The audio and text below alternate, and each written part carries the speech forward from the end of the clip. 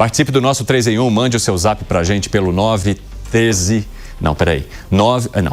9 13 25 80 55. 11 9 13 25 80 55. Sua mensagem aparece na tela, no telão, e ajuda a enriquecer o nosso debate.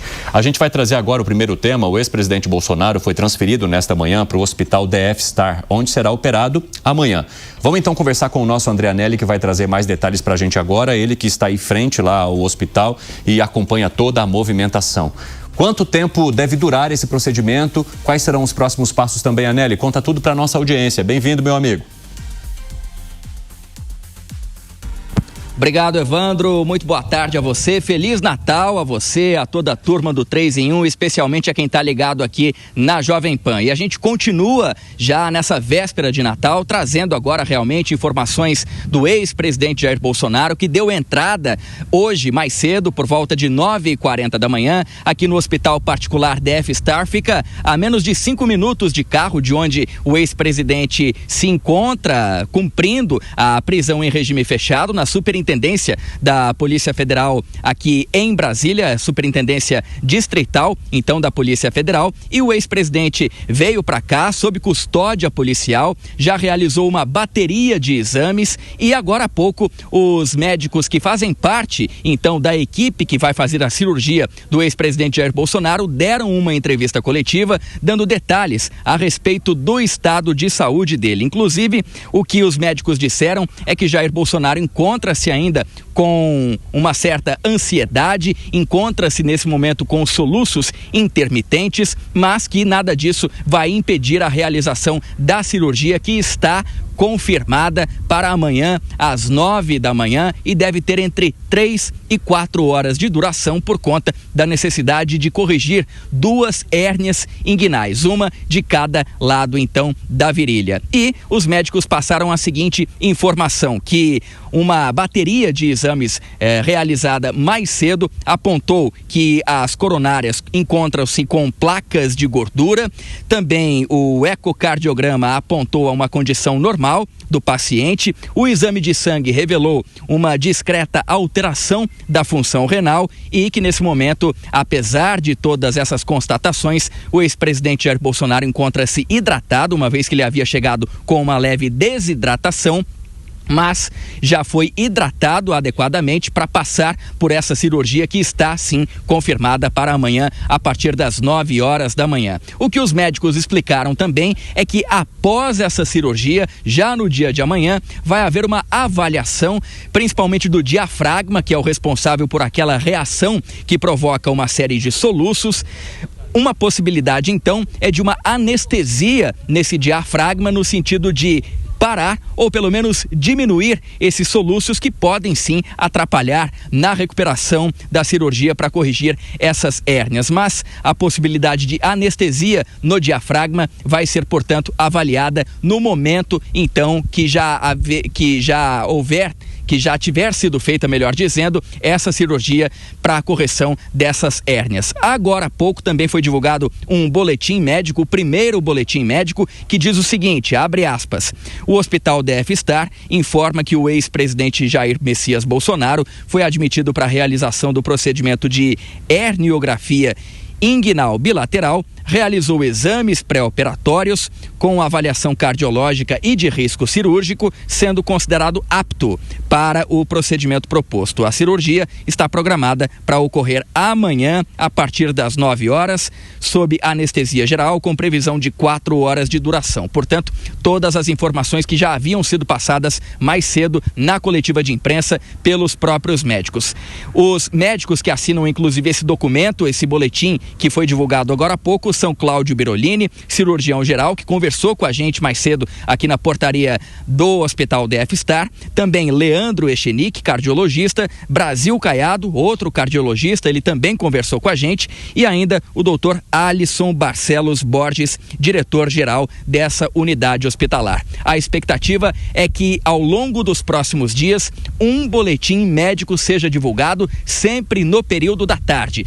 Novos boletins vão sair então dessa rotina de divulgação a cada 24 horas se houver algum tipo de intercorrência. Caso contrário, aí sim vai se manter essa rotina de divulgação de boletins médicos a cada 24 horas, sempre no período da tarde. Evandro. Obrigado pelas informações, viu, seu André Anelli? Se você tiver novidades, você que está em frente ao hospital, vá contando para a gente aqui, para nós atualizarmos a nossa audiência nessa quarta-feira, 24 de dezembro.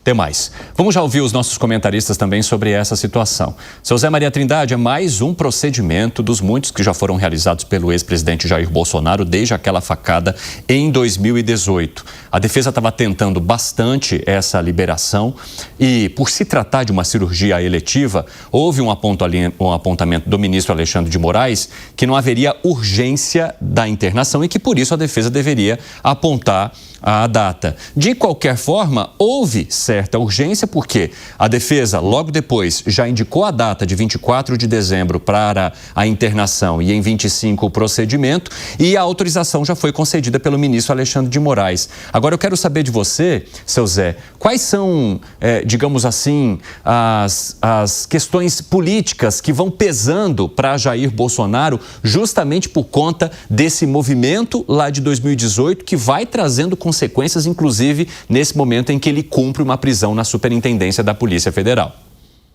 Pois é, o ministro Alexandre de Moraes determinou uma transferência, vamos dizer assim, quase sigilosa, né, bem discreta, como se fosse possível. Veja a chegada dele com batedores, 5 batedores, né, um comboio de carros, nada em Jair Bolsonaro pode ser discreta, né? Olha, depois daquelas imagens mostrando o ex-presidente Jair Bolsonaro dormindo e com crises de soluço, né, se mostrou que a qualidade de sono dele não é boa, é interrompida pelos soluços insistentes e também algumas dificuldades, inclusive as hérnias, 2 hérnias inguinais. Então é preciso cuidar.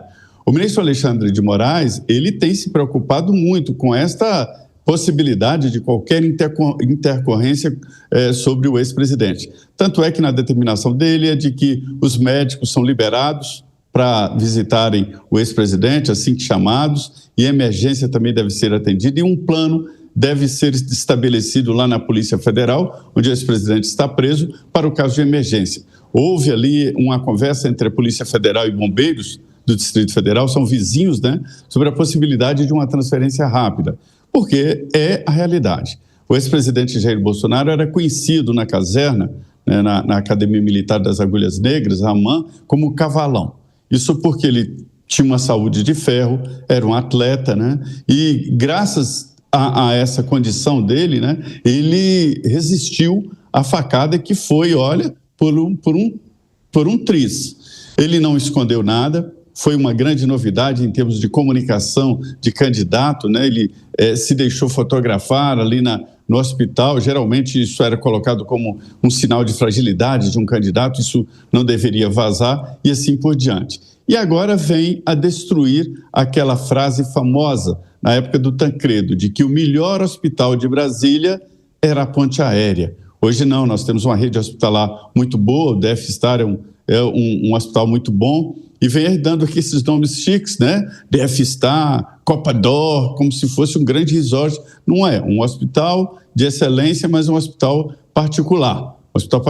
Ele não está sendo tratado pelo SUS. E, na verdade, quando alguém está sob a tutela do Estado, ele tem que receber a atenção do Estado, ele não tem vontade própria, né? Então, o Estado tem que prover condições para que ele esteja bem, para que ele seja atendido. Neste caso aí, é uma melhoria da qualidade. Me disseram os que estiveram nos últimos dias, isso não é coisa recente, não, com ele, é de que ele realmente está sentindo dificuldades para dormir e agora diz que tem um ar-condicionado central ao lado da cela dele lá, que faz um barulho muito grande e insistente, está provocando uma irritação muito grande e dificuldades para dormir do ex-presidente. Mas, de qualquer maneira, eu insisto em dizer que ele não é um preso comum, ele é um ex-presidente da República. A Constituição garante uma condição especial aos ex-presidentes, como motorista, salários para assessores, e não é que ele agora não precise do motorista, que ele não tenha essa atenção especial. A condição de saúde do ex-presidente Jair Bolsonaro, olha, é muito forte para resistir a tantas cirurgias e tantas adversidades, né? Exatamente, Zé Maria Trindade. Agora, Mano, você entende também que por ser um ex-presidente da República, há a necessidade de um tratamento diferenciado ao presidente Jair Bolsonaro agora nesse momento?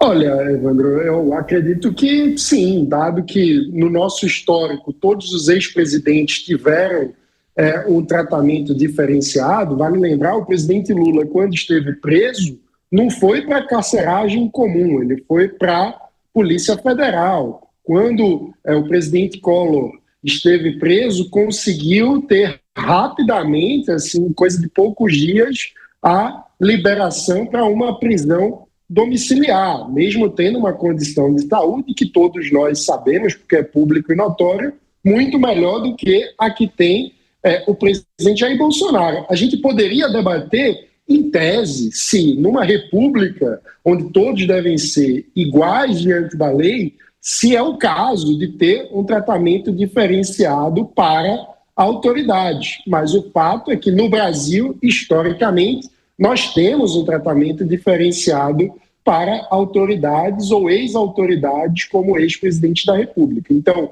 sendo assim, na minha visão, o mesmo deve se aplicar para o ex-presidente Jair Bolsonaro. O que ocorre também é que, nesse caso, como se trata de decorrências dos problemas de saúde que vieram da facada que vitimou Jair Bolsonaro lá atrás, como nós sabemos, na construção do personagem político de Jair Bolsonaro e sua narrativa do ponto de vista da comunicação política, aquela facada virou uma espécie de símbolo de como ele é um guerreiro contra o sistema. Então, a cada vez que há um novo desdobramento referente àquela facada, ele acaba, e é claro que isso não é um objetivo, né? As cirurgias são decorrências clínicas, né? Obviamente, não estou falando aqui que seja um planejamento, mas um efeito de comunicação é um reforço da narrativa de que Jair Bolsonaro sobrevive na luta contra o sistema. Então, na prática, de um ponto de vista de comunicação política, todo o périplo do ponto de vista da saúde de Jair Bolsonaro acaba fortalecendo a comunicação dele com a sua base de apoiadores, porque fortalece justamente a referência ao episódio da facada e, com isso, toda a representação na construção narrativa de Bolsonaro como um guerreiro contra o sistema e um guerreiro que consegue sobreviver apesar de inúmeras batalhas muito difíceis, como será mais essa cirurgia, e que acaba também simbolicamente, ele que constrói a sua narrativa também com muitos elementos cristãos, justamente num dia de Natal. Exatamente, Mano, eu quero trazer até e analisar um pouquinho dessa simbologia toda com o nosso querido Bruno Musa, que chega aqui também ao nosso 3 em 1. Bem-vindo, Musa, que bom tê-lo aqui ao vivo nessa véspera de Natal. E eu quero saber de você se toda essa imagem de Jair Bolsonaro ao longo dos anos, desde o momento da facada, depois quando eleito, depois como uma pessoa que se coloca como um combatente ao sistema, se tudo isso vai trazendo essa carga simbólica, inclusive agora, com ele fazendo uma cirurgia, mais uma, exatamente no 25 de dezembro, Natal aqui no país. Diga. Vamos lá, muito boa tarde, Feliz Natal. Bom, Evandro, eu acredito e concordo muito com o que foi colocado pelo Zé Maria e tanto pelo Mano aqui. Então, para além da simbologia que você mencionou, eu acho que é importante frisar um pouco disso que eu acho que o Zé Maria fez questão de enaltecer. É uma pessoa que tomou uma facada, que tem uma determinada idade, que foi dura essa facada, por assim dizer, foi por milímetros. Ele poderia ter morrido, assim como aconteceu também com o evento lá de Donald Trump, com a bala que pegou na orelha dele. Foram, não sei, 4, 5, 6, 7 cirurgias após a facada.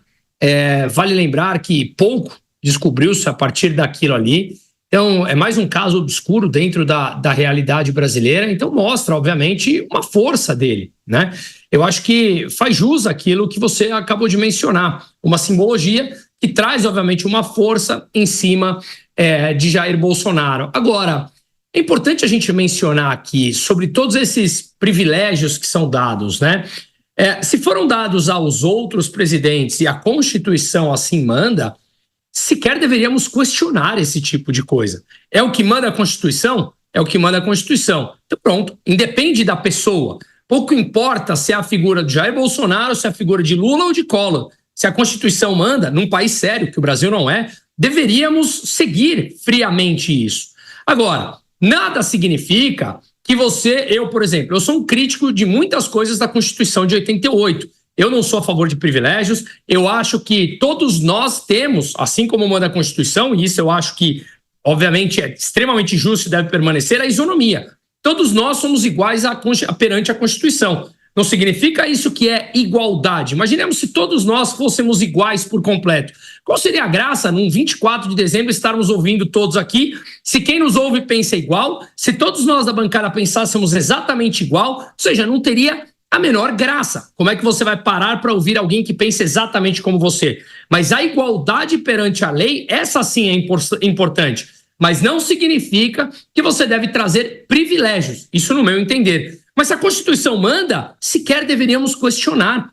Se você não concorda com isso, mudemos a Constituição baseado no rito que impõe essa mudança da Constituição, onde os poderes deveriam respeitar os seus limites, o que, obviamente, no Brasil hoje a gente vê que cada poder, especialmente o judiciário, vem passando e muito daquele limite constitucional. Então eu acho que essa discussão ela é extremamente pertinente no campo filosófico, mas no campo técnico não. Se a Constituição manda, sequer deveríamos questionar. Se a gente questiona porque é o nome de Jair Bolsonaro, porque é uma figura polêmica, claramente a gente está deixando de lado o campo técnico da Constituição e colocando o nome da pessoa por em cima de absolutamente tudo. E isso é um dos grandes campos que traz essa imprevisibilidade e falta de segurança no Brasil de hoje em dia.